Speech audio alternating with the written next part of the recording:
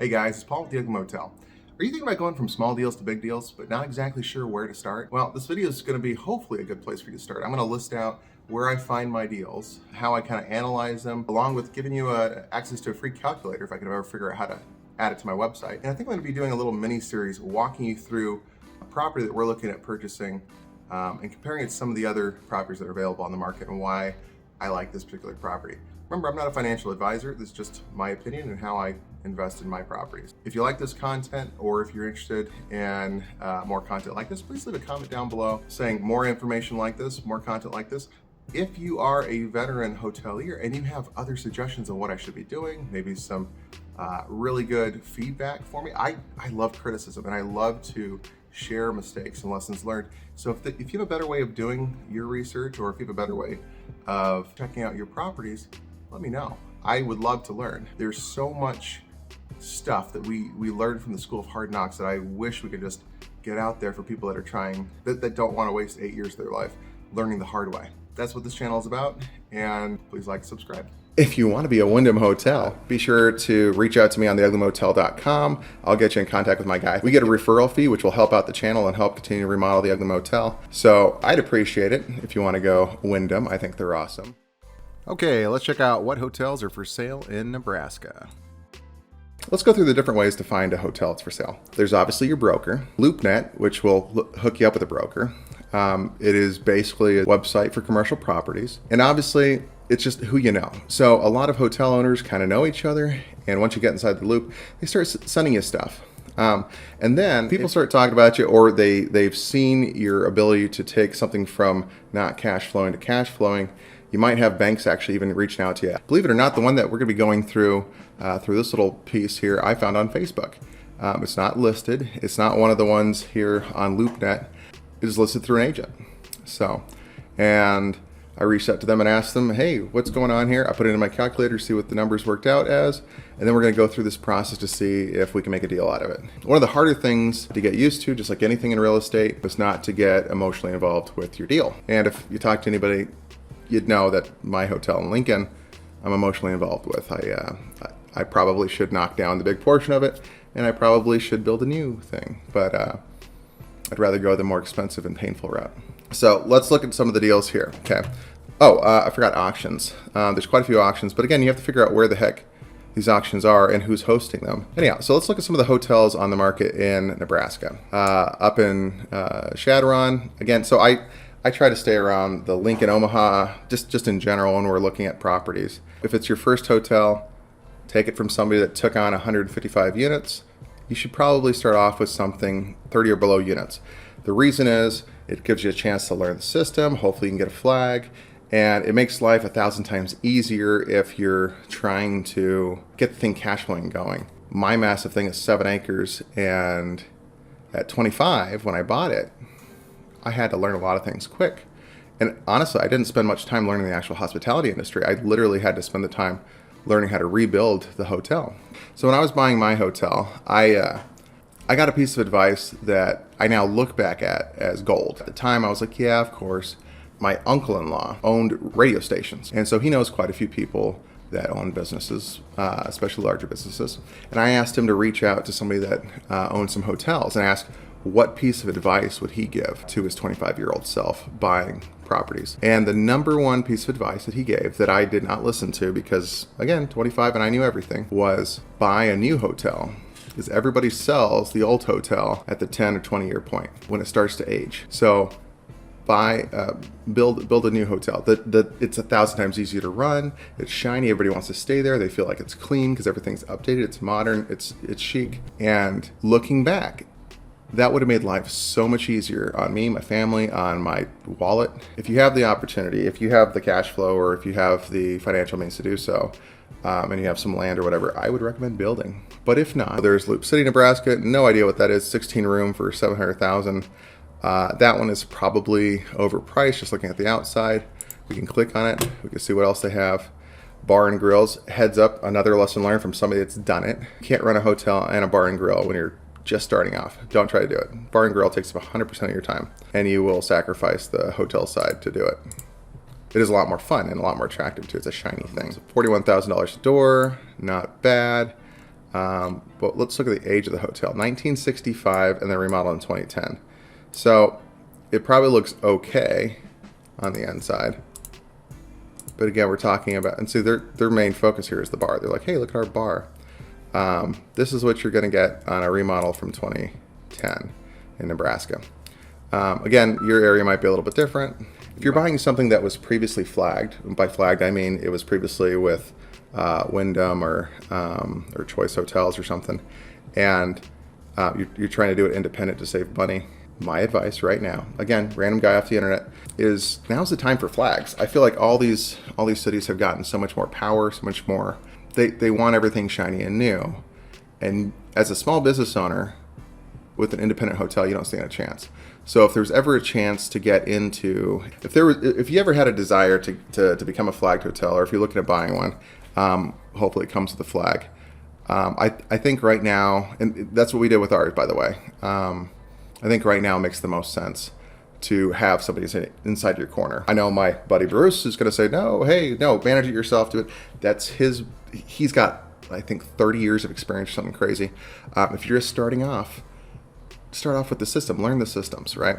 If you want to be a Wyndham hotel, be sure to reach out to me on theuglymotel.com. I'll get you in contact with my guy. We get a referral fee, which will help out the channel and help continue to remodel the Ugly Motel. So I'd appreciate it if you want to go Wyndham. I think they're awesome. As far as fighting the city, I did not expect a franchise to get behind me as much as Wyndham has. They're amazing. So again, send me a personal message on theuglymotel.com and you're more than welcome to reach out. And I can get you in contact and get you set up, starting off with a franchise if you're interested. Okay, Omaha. There's a lot. So there's pros and cons with big cities, right? Omaha and Lincoln. When I was 25, my thought was lots of traffic, lots of people visiting. That makes a lot of sense. The thing I didn't think about, lots of competition, right? Do your SWOT analysis. That means check out the strengths, weaknesses, opportunities, and threats. So with a big city, you have this great inflow of traffic. You have this attractions, people are coming and going. You're always going to have bookings. What you don't think about is that you also have a lot of competition. Everybody else also sees it. Everybody's like, hey, everybody's coming here. Let's build another hotel. Okay, and again, so that goes back to the idea of if you're not the newest hotel in town, you're probably not going to be the first pick. Those guys are going to get the majority of that traffic that's coming there for that attraction, right? The other thing you got to think about is with the big city comes big taxes. Something that we're definitely learning this year. If the city is big enough to help you with all these cool things and big enough to offer all these, reasons for people to come, they're also big enough to kind of control the game board, right? So in my situation, they doubled my taxes this last year. The same year they shut me down, right? So they said, okay, you're not meeting current, Seaward standards, you're not meeting expectations of this, and this, and we're taking this opportunity to shut you down. So they've got so much more power, and if you aren't in with the good old boys of that town, you're going to be kind of facing some hard decisions, right? So with this, they doubled our taxes to $60,000 a year for a property that is now not making any income. Because again, they have a friend who's willing to buy the good property, knock it down, build something brand new. If you have the resource and you think you do something great, again, I would just suggest starting off smaller and maybe doing something more boutique rather than being a budget hotel. You know what I mean? Instead of being an economy-based hotel, I think defining yourself as a luxury or boutique hotel is going to make a lot more sense in the years to come, because less people are traveling, less people are doing vacations, especially to some of these not so Disney World type places, right? Okay, so let's look at this. This hotel is built in 1998 and then remodeled in 2013. Remember, if you have a flag, they're going to require you to do regular remodels, right? It forces you to stay up with the business while you're managing everything else. So you'll notice that the minimum PIP requirements, PIP stands for Property Improvement Plan. They're also asking $75,000 a room. It is right next to the zoo though. So, I mean, again, you're gonna have a lot more traffic, you're gonna have a lot more overhead though. Lesson for the new hotelier, pools are not fun. Pools are a headache and they're a liability for insurance, and there's just a lot of chaos with them. And unless your property is centered around the pool, and unless you're really new and it's part of your expectation for your hotel, I'd opt out. And you'll see a lot of hotels are opting out, especially if people are traveling not for the pool. If people are traveling for business or they're traveling for an event or whatever, if your town is more or less not, if a pool's not necessary, people are just getting rid of it. Again, the zoo, kids, you probably need a pool. So, all right, let's take a look at maybe one more. Okay, so I would suggest going to something that's around that 30, 55, probably max, unit, hotel. You don't necessarily need a bunch of land. It just increases your tax value and what they could tax you on. So, especially if you're right on the highway, remember your stuff's going to keep going. Try to remember that nobody else cares if your business is open except for you. All right, so Super 8, cool. Days Inn is my dream hotel. I want to have a Days Inn. I don't know why. I just think that I like the sunset and I'm obsessed with it. So at some point here, I'll be putting a flag of a Days Inn on something, hopefully on my secret project. So, all right, I'm not going to mumble on too much. You get the idea. So you can check them out here, and you can also check them out on Facebook. Let me show you a quick example of that. Anyhow, so here we are on Facebook. If you'll notice, there's a lot of people that are posting there. We are now open, because there's been a lot of cities that are making it interesting to try to get back open from the pandemic. It's a great time to raise standards. So, I mean, I get where the cities are coming from. You just have to remember that you're in the business for your hotel and your guests and your employees. You're not, they're not looking out for your best interest. They're looking out for what they can make the best for the city. So, okay, here's a good example. So, again, this probably isn't on the MLS yet. It's probably not actually listed yet. But this person's trying to sell their property, and you'll notice a lot of these properties, they're a lot more personal. You make comments directly to it. People are like, hey, here's my email, here's whatever, and they're literally saying you can have the hotel for $300,000 down, and we'll offer financing for the rest. Be careful with that. So a lot of people that tried running my hotel in the past, I think there were something like 10 of them, like one a year. So they'd put down their down payment, they'd get into the hotel industry, and then they'd realize it's a lot harder than they expect. And the first $10,000 bill that comes up, they couldn't afford, and then they'd go bankrupt, or they'd walk out on the deal or whatever. So something to keep in mind. Owner financing is awesome if they're willing to do it. I prefer carrybacks. But yeah, so cool stuff. Just another resource, another place to find properties for sale. Okay, so I was planning on breaking down a deal that I'm working on. I'm seeing this video is taking up quite a bit of time, so maybe I'll split it up into a couple videos and we'll just kind of walk through the process. So anyhow, this is the end of how to find a hotel for sale. Another great way to do it, just bonus material here, if you get in contact with a rep, they're willing to finance new builds, which is awesome. So if you have a piece of land that you want to develop stuff on, and you've shown your ability to cash flow in the past.